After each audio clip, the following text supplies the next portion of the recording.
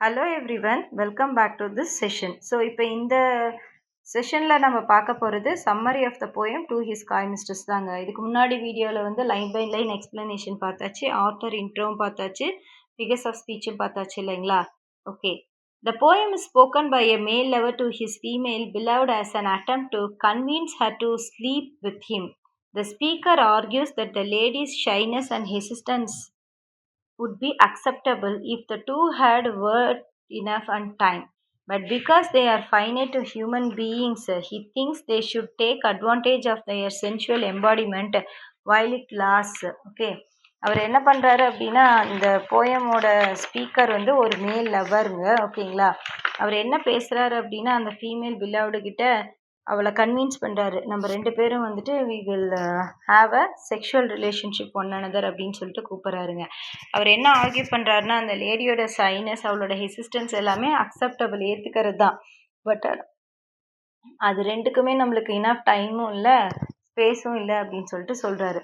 ஏன்னா இவங்கெல்லாம் வந்துட்டு ஃபைனைட் ஹியூமன் பீயிங்ஸ், குறிப்பிட்ட காலத்துக்கு மட்டும் தான் இருக்க முடியும் அப்படின்னு சொல்லிட்டு அவர் என்ன திங்க் பண்ணுறாருன்னா, they should take advantage of their sensual embodiment while it lasts. அதாவது நம்ம வாழ்கிற காலத்துலேயே நம்ம வந்து நம்மளுடைய சென்சுவல் எம்பாடிமெண்ட்டை நம்ம வந்து அதுக்கான அட்வான்டேஜை எடுத்துக்கிட்டு என்ன பண்ணணும், அதை வந்து நம்ம என்ஜாய் பண்ணிக்கணும் அப்படின்ற மாதிரி சொல்கிறாருங்க. Okay. He tells the lady that her beauty as well as her long preserved virginity will only become food for worms unless she gives herself to him while she lives. Rather than preserve any lofty ideals of chastity and virtue, the speaker affirms that the lover ought to roll all our strength and all our sweetness up to one ball. அவர் என்ன சொல்கிறாரு அப்படின்னா, நீ வந்து ரொம்ப நாளாக கட்டி காப்பாற்றிட்டு இருந்தா உன்னை லாங் ப்ரிசர்வ்டு வெர்ஜினிட்டி, உன்னோட பியூட்டி எல்லாமே எதுக்கு வந்து இரையாகும் அப்படின்னா, வேர்ம்ஸுக்கு தான் இரையாகும். மண்ணோட மண்ணாக நீ செத்து போனதுக்கப்புறம், அதுக்கு முன்னாடி நீ வந்து உன்னை எனக்கு கொடுத்துரு உயிரோட இருக்கும்போதே அப்படின்னு சொல்லி சொல்கிறாருங்க. ஓகே.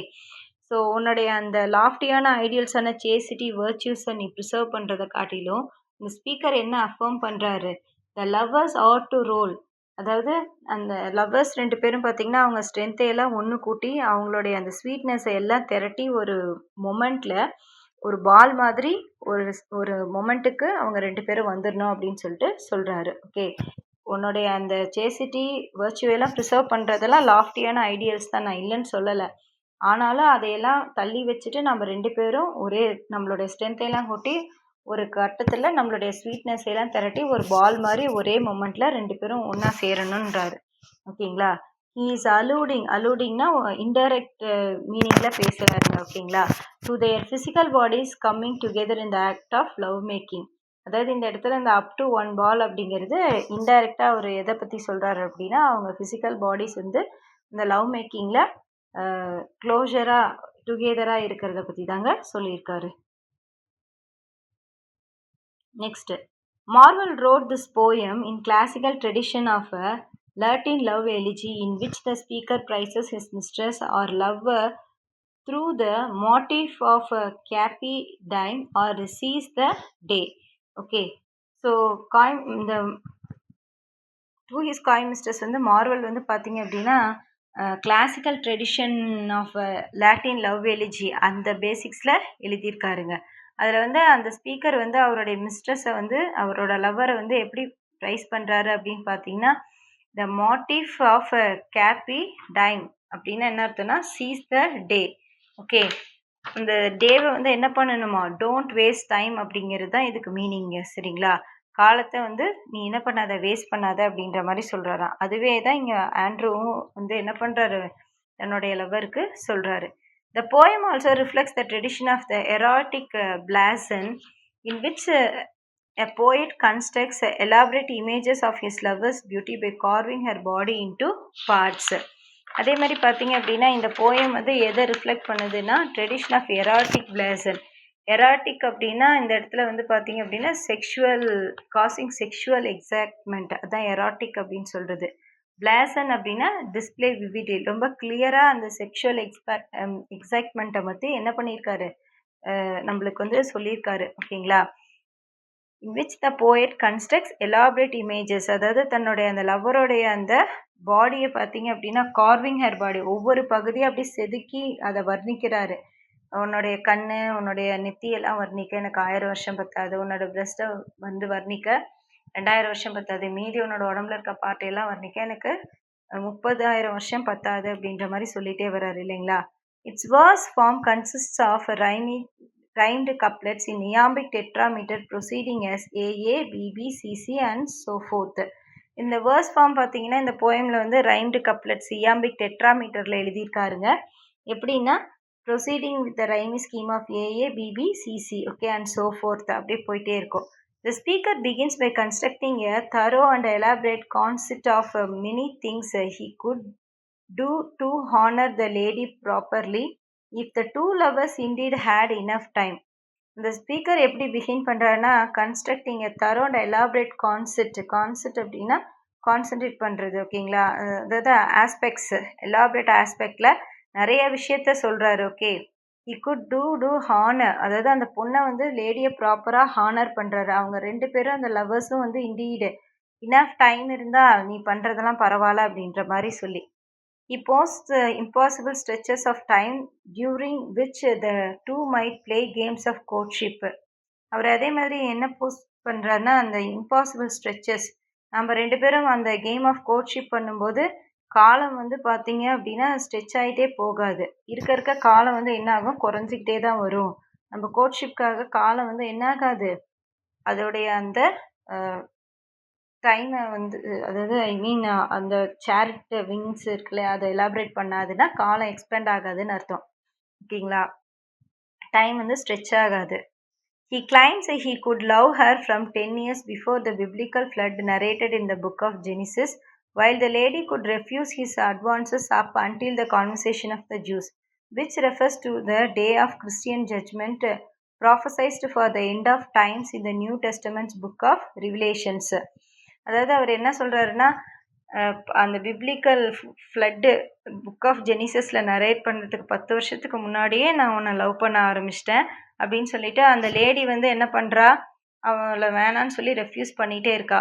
அது எது வரைக்கும் அவளோட ரெஃப்யூசல் நின்றுட்டே போனால் அந்த கான்வர்சேஷன் ஆஃப் ஜூஸ்னால் அந்த day of Christianity judgement prophesied, அதாவது அந்த எண்ட் ஆஃப் டைம்ஸ் நியூ டெஸ்டமெண்ட்டில் புக்ஸ் ஆஃப் அந்த ரிவிலேஷன்ஸில் உலகத்தினுடைய முடிவு பரியந்தம் அப்படின்னு சொல்கிறது. ஓகேங்களா, அது வரைக்கும் அவர் ரெஃப்யூசல் தொடர்ந்துட்டே போகலாம் அப்படின்றாரு. Okay, the speaker then uses the metaphor of a vegetable love to suggest a slow and steady growth that might increase to vast proportions, perhaps encoding a phallic suggestion.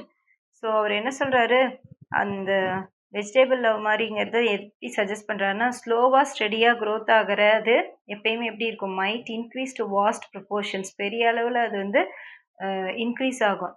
Perhaps possibly encoding a phallic சஜஷன்னா, phallic அப்படின்னா இந்த sexual attraction induce பண்ணுறது.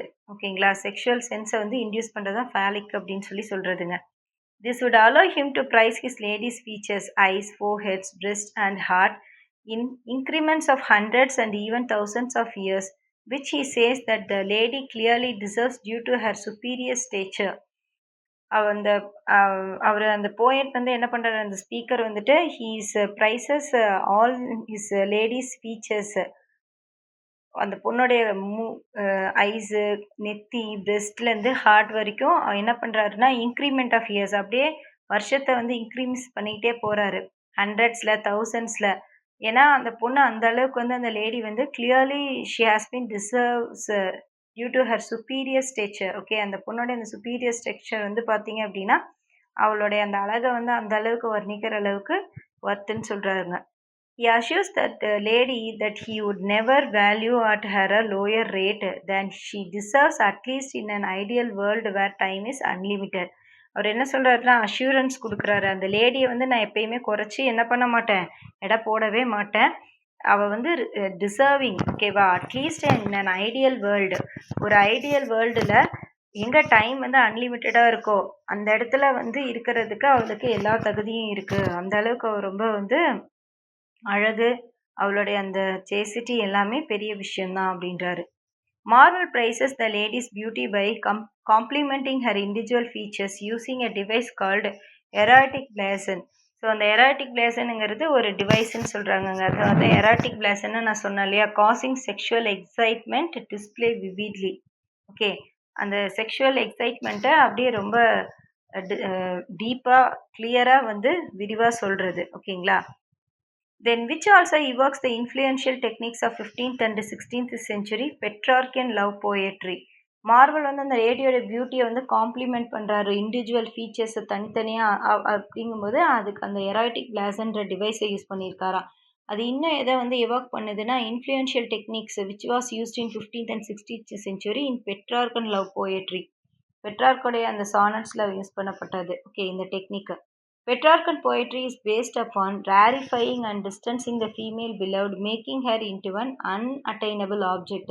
Petrarchan poetry வந்து எதை base பண்ணி இருக்குன்னா based upon rarefying, ரொம்ப ரேராக அவளை பற்றி புகழ்றது, டிஸ்டன்சிங் த ஃபீமேல் பிலவுடு, அவளை வந்து அப்பாற்பட்ட விஷயத்துக்கெல்லாம் கம்பேர் பண்ணி சொல்கிறது, making her into an unattainable, அது not able to be reached, நம்மளுக்கு கிடைக்காத பொருளையெல்லாம் வச்சு அந்த பொண்ணை என்ன பண்ணுவாங்களாம், பெட்ரார்கன் போயட்ரியில் வந்து வர்ணிப்பாங்களாமா.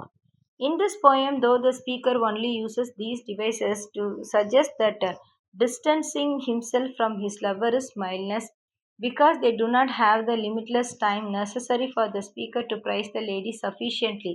He therefore constructs an erotic blazon only to assert its futility.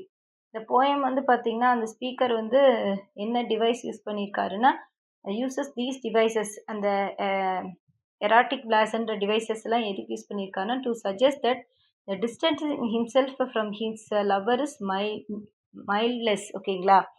Mindless, அதாவது அவருக்கும் அவருடைய லவருக்கும் இருக்கக்கூடிய அந்த டிஸ்டன்ஸ் வந்து மைண்ட்லெஸ், அதெல்லாம் அவர் பெரிய விஷயமாவே எடுத்துக்கல. ஏன்னா அவங்களோட டைம்லெஸ் வந்து எப்படி இருக்குது, it is limitless time necessary for the speaker to praise, அதாவது கொஞ்சம் காலம் வந்து கம்மியாக தான் இருக்குது, அந்த லேடி வந்து சஃபிஷியண்ட்டாக இன்னும் பெரிய அளவில் ப்ரைஸ் பண்ணுறதுக்கு டைம் வந்து சஃபிஷியண்ட்டாக இல்லைன்னு சொல்கிறாரு. சரிங்களா? அதனால தான் அவர் வந்து என்ன பண்ணியிருக்காரு அப்படின்னா அந்த ஃபியூட்டிலிட்டியை அசர்ட் பண்ணுறதுக்கு அந்த எராட்டிக் பிளாசன் அப்படின்னு சொல்லக்கூடிய அந்த ஒரு இன்ஸ்ட்ருமெண்ட் டிவைஸை யூஸ் பண்ணி இந்த பொண்ணோட அந்த வளமான அந்த அழகெல்லாம் வந்து என்ன பண்ணியிருக்காரு சொல்லி ப்ரைஸ் பண்ணியிருக்காங்க. ஓகேங்களா? The poet's mood shifts in line 21 when the speaker asserts that time's winged chariot is always near. The speaker's rhetoric changes from an acknowledgement of the lady's limitless virtue to insisting on the radical limitations of their time as embodied beings. Okay. போயமோட மூடு வந்து பார்த்திங்கன்னா line 21 shift ஆகுதுங்க. அந்த speaker என்ன assert பண்ணுறேன்னா time வந்து ஒரு winged chariot is always near. Okay, காலம், அந்த காலங்கிறது எப்பயுமே நம்மளை பின்னாடி வந்து என்ன பண்ணுமா, துரத்திக்கிட்டே வந்துட்டு இருக்குமா. ஓகேங்களா? அவர் வந்து என்ன சொல்கிறாருன்னா அந்த வே ஆஃப் ஸ்பீக்கிங் ஒருத்தரை இம்ப்ரெஸ் பண்ணுற மாதிரி என்ன பண்ணுறாரு ஸ்பீக்கர்ஸ் ரெட்டாரிக் சேஞ்சஸ்னால் அது அந்த way of impressing summon from an acknowledgement of the lady's limitless virtue. Okay, அந்த லேடியோட அந்த லிமிட்லெஸ் வெர்ச்சியூஸை வந்து அக்னாலேஜ் பண்ணி இன்சிஸ்ட் பண்ணுறாரு இந்த ரேடிக்கல் லிமிட்டேஷன்ஸை. ஓகேங்களா? ரேடிக்கல்னா very great limitations of their time, அவங்களுடைய டைமில் இருந்தால் அந்த ரொம்ப கிரேட்டான லிமிட்டேஷன்ஸு எம்பாடி பண்ணுற பீயிங்ஸாக ரெண்டு பேரும் இருக்கணும், ஒன்று இணைஞ்சிருக்க ஒரு பீயிங்காக இருக்குன்ற மாதிரி சொல்கிறாரு. Once dead he assures the lady her virtues and beauty will lie in the grave along with her body as it turns to dust. Likewise, the speaker imagines his lust being reduced to ashes while the chance for the two lovers to join sexually will be lost forever. அவர் என்ன சொல்கிறாரு, அந்த பொண்ணு இறந்து போயிட்டா அப்படின்னா once அவளோட virtues beauty எல்லாமே மண்ணோட மண்ணாக அந்த கிரேவில் போய் டஸ்ட்டாக மாறிடும் அவளோட பாடியும். அதே மாதிரி இந்த ஸ்பீக்கர் வந்து கற்பனை பண்ணுறாரு அவருடைய லஸ்ட்டும் என்னாகும் அப்படின்னா ரெடியூஷஸ் டு ஆஷஸ், அதுவும் சாம்பலாக ஆகிடும். கடைசி முள்ள இவங்க ரெண்டு பேரும் செக்ஷுவலாக சேரவே இல்லை அப்படின்னா அந்த சான்ஸ் அவங்களுக்கு கிடைக்கவே இல்லைன்னா இவரோட லஸ்ட்டும் அப்படி தான் மண்ணோட மண்ணாக ஆஷா சாம்பலாக போயிடும்னு சொல்லி சொல்கிறாருங்க. ஓகேங்களா? The third and final section of the poem shifts into an all-out plea. Plea அப்படின்னா ஒரு emotional important request and display of poetic prowess in which the speaker attempts to win over the lady. கடைசியாக என்னென்னமோ சொல்லி பார்த்துட்டு அவர் வந்து ரொம்ப எமோஷ்னலாக இம்பார்ட்டண்ட்டாக ரெக்வெஸ்ட் பண்ணுறாருங்க. அது அந்த போய்ட்டிக்கோட ப்ரோனஸ் வெளிப்படைத்தன்மையை காட்டுது. அந்த ஸ்பீக்கர் வந்து அந்த லேடியோட லவ்வை வந்து ஒன் பண்ணுறதுக்கு என்ன மாதிரி அட்டெம்ப்ட் எல்லாம் எடுக்கிறாரு அப்படின்ட்டு. He compares the lady's skin to a vibrant layer of morning dew that is animated by the fires of her soul and encourages her to sport with him while we may. Time devours all things. The speaker acknowledges, but he nonetheless asserts that the two of them can, in fact, turn the tables on time.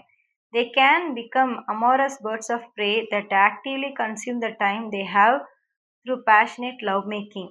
So கடைசியாக அவர் வந்து அந்த லேடியோட ஸ்கின்னை வந்து ஒரு vibrant layer of morning டியூக்கு compare பண்ணி அதில் வந்து ஃபயர்ஸ் அடிமேட் ஆகுது அவளோட சோலில் அப்படின்னு சொல்லிட்டு அவளை வந்து என்கரேஜ் பண்ணுறாருங்க, அவரோட ஸ்போர்ட் பண்ண சொல்லி. ஓகேங்களா, அது கோட்ஷிப்காக என்கரேஜ் பண்ணுறாரு. வைல் வி மே, ஏன் நம்ம வந்து 2 பேரும் இணையக்கூடாதுன்னு. அப்போ டைம் வந்து இட் டிவோர்ஸ் ஆல் திங்ஸ். காலம் வந்து எல்லாத்தையும் என்ன பண்ணும், கடந்து போக செய்யும் வேகமாக, அதில் எல்லாமே அழிஞ்சு போயிடும்.